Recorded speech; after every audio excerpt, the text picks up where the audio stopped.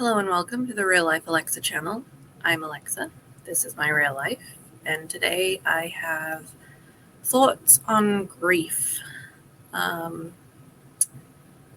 Looking at the devastation of the 44-mile long, I think they said class EF4.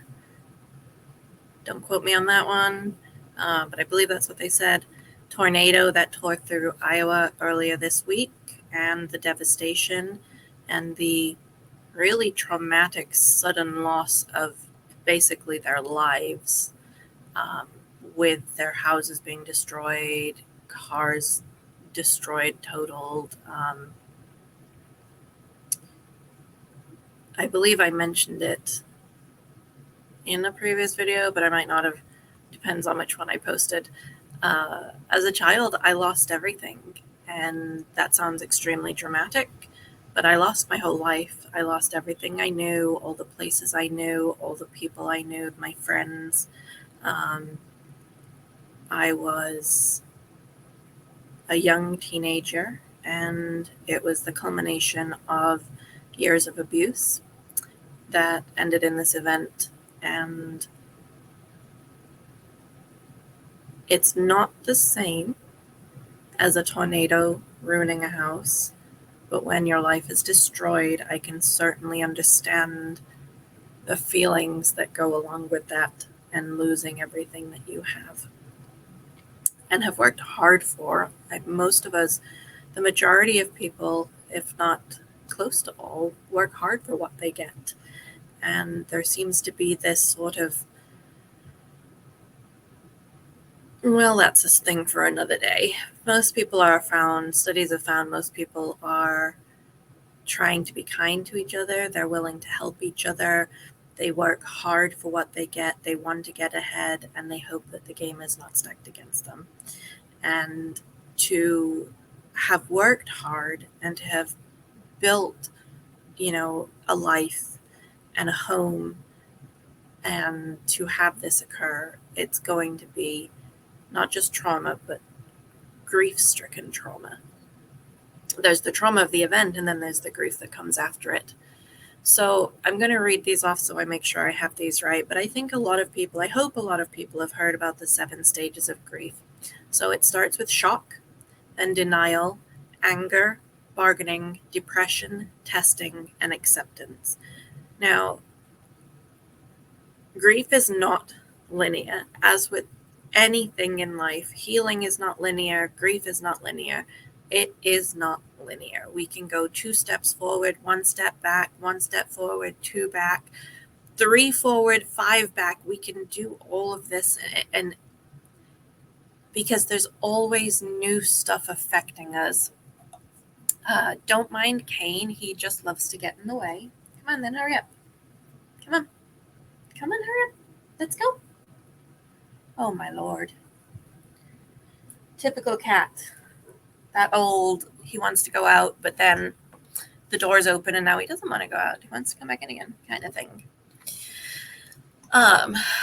So the stages of grief, I think they're pretty self-explanatory, but I think maybe testing is the one that is possibly the least understood, that it is still grief. So shock, obviously. Oh my God, this just happened. Can't believe it. Denial. It plays into denial. The I cannot believe it. No, this didn't happen. This isn't right. This doesn't happen to people like us, but we were safe. We were, whatever that justification is that we come up with in our mind. I hear the term mental acrobatics, and I think that very well captures what happens in some of these stages. So denying things is definitely, you have to do a few mental acrobatics to get your brain to not believe things that your eyes and everything else are showing you is true. Anger, I mean, why did this happen to me? How dare it? It shouldn't have. There's, I'm a good person, and there's bad things out there, and why does it happen to good people? And this isn't fair. And I certainly have had my share of that in my time going through these for various events that cause me to grieve. Bargaining is when I think back to when I was a child and I was told God would answer prayers, and I would bargain that if he would fix something, I would be the perfect good girl. I wouldn't be bad. I wouldn't make my mom mad. And let's just know that that's just a lot of the time the bargain we're making in our brain is completely one-sided. It's not something that's going to happen, but somehow it's also to me it was almost like a desperation thing that was happening. Depression is probably not as understood as anger, but it's not just being sad. Being sad is one thing, but being depressed is you are physically, mentally, emotionally, cognitive, like it pervades every part of you. And you can get up and you can go through the motions and you can make other people think that you're actually happy. During it was either my junior or senior year of high school, someone said to me that they loved their last lesson of the day because they could come to see me and I was the happiest person they knew and I would always make them smile. And I just fell apart inside when they said that. All I could think was, I really am the best actress because I'm the opposite of what she just said right now. So that was an interesting one. But depression is not something, like, if you haven't actually gone through it, I do understand it can be hard to grasp how pervasive and invasive and absolutely, completely, totally takes over a person's life. Unfortunately, in life, if we have not experienced something, it can be very hard for us to fully grasp when someone else is going through it. And that's all of us. That's not just people who haven't been depressed versus depressed people. It's everything.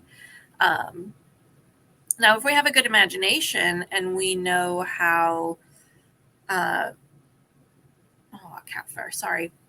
We know how something made us feel, we might be able to think about, well, that made me feel this bad, and then this would probably make me feel worse. And oh my gosh, feeling worse than that would be like insane crazy, right? Testing is, I did actually look this one up because I think I for myself, I don't really think about testing and acceptance. I kind of have learned more and dealt with the previous 5.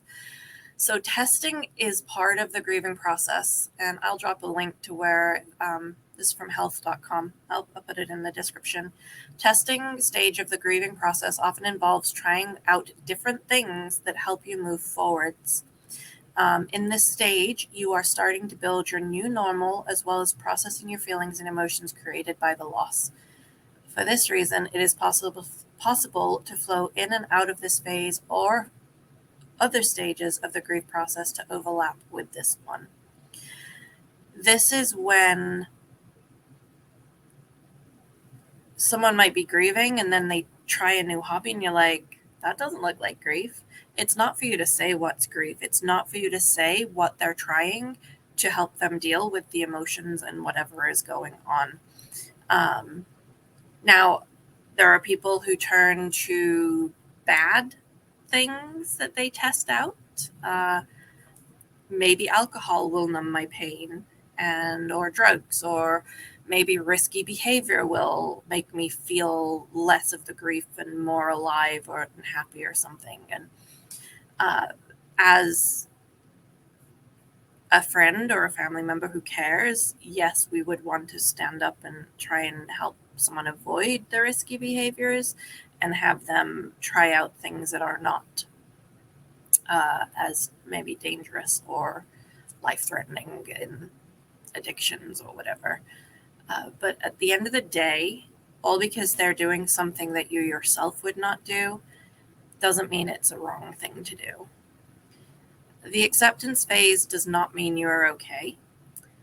And it's really more realizing that this is what my life looks like now. And finding you found a way forwards and you go forwards with that.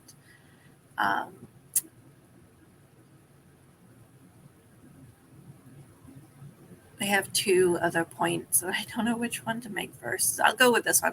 There's sort of a, I don't know if it's an analogy, I think it's an analogy, where grief is like a ball in a box, and every time it hits the sides, that's when you feel it. And at first, the grief is, the box is almost the same size as the grief because that's what your life is and was, and this hole has now, this ball, which is the hole, has shown up. And over time, the ball does not get smaller in the box, but you start building the box outwards as you build more stuff into your life through the testing phase. You try new things, you get new hobbies, you build this new normal. When the ball does hit the side of the box, which occurs less often, it still hits you the same in terms of the feelings. So it might not be that you're feeling the intense stab of grief all day, every day anymore, but when you do feel it, it is or can be as sharp as it was the very first day it happened. I feel like we're still going, there's still ways we could explain grief better than this, but I have found in my own experience that that does ring true. And I have talked to some people, and it seems to ring true for them as well. Now, everyone is different, so there's going to be people it doesn't ring true for, and that's totally okay. The second part of grief that I want to touch on is the grief that is less understandable. We can all look at these images of devastation and we can imagine our own homes being destroyed and what that would feel like and how just utterly overwhelming and painful that can be.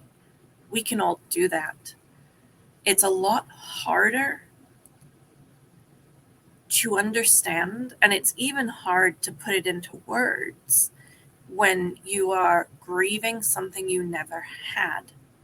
So, or an idea of something. So a lot of us have an idea of what we want to accomplish in our lives, where we want to get to. We have maybe a dream or a goal, and someday there's a point where we have to say, well, this isn't going to happen for me.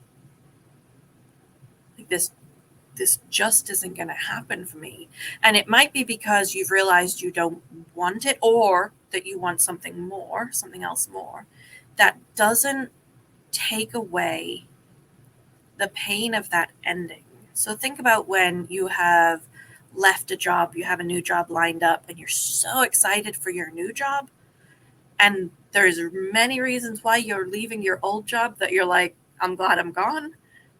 But there's also a bunch of reasons, often the people that we work with, the ones that we're very friends with, we're very friendly with, we are friends with, that it's sad to leave. And there's grief for that loss, that technically it's your choice. You're moving on to this new job and you are very excited and happy for the new job, but you still know that there's stuff you're losing. So when you have a dream and you realize that it might not be the dream you want, and that you have, or you kind of, maybe you do still kind of want it, but you also know that there's another dream that you want more, there can be that same idea with that loss of this dream, and it might not be a dream you've ever told anyone. But I've noticed it's very hard it's very hard for us to tell people that we're grieving anyway, because we know when we're grieving and we're in the, especially the anger, depression stages. Like, most of us don't want to let other people deal with that. We don't want to make everyone else around us sad, or bring them down, or whatever that is. We want to hide away. I mean, our brains take pain as if it was physical, whether it's mental, emotional, and we are still at heart similar to animals. Our amygdala will take over and we will hide away. We don't go and it's a defense mechanism, because you don't want someone to see your pain and suffering and use it as an opening to attack you. And as a trauma survivor, I certainly have learned to hide a lot of my feelings, although I know there's people around me who would say that's not true, but they should know that I trust them enough to not hide my feelings around them. When I'm not around them, then I'm hiding my feelings. I'm very cautious, and I don't trust certain people. You know that they're going to take anything you say and they're going to try and use it against you. And but at the same time, hiding things that genuinely aren't even anything wrong, you're only hiding them because someone is going to try and use it against you, because they have a problem with it. It's not something you've done wrong. You're not criminal. You're not anything like that. Sometimes bringing light to these situations and to show and tell people how bad things have gotten if you're hurting. Our struggles are valid, and they're not something we should be ashamed of. And if there are people making you ashamed for feeling grief, for feeling depression, for feeling angry, why me? Why did this happen? I would argue there's something wrong with them for doing that. And maybe they don't know they're doing it. They might be acting out of a place of pain themselves. But unless we are willing and able to stand up and study our own emotions and to take constructive feedback, I was thinking about the phrase, the road to hell is paved with good intentions. Most people are not out here actively trying to hurt other people. There are people who are out there doing that, but most people aren't. That doesn't mean that when we are trying to help, trying to do something nice, that we won't hurt someone. Someone can always be hurt by our actions, even if there was no intent to hurt. So being open to that feedback and being open to understanding whether you can change your decision or not. Sometimes understanding and being open and saying, I recognize that and I am sorry for that consequence, can be very powerful in other people's and our own journeys. So I really just wanted to come on and talk through this a little bit. And if you are grieving, I am very sorry. There's a lot of things in our lives that we can love and lose. There's a lot of things that we would love to have that we can find out that we're not going to ever have them. And if anything else, I understand. And you will get through it. We will all get through it. You don't need to hide it.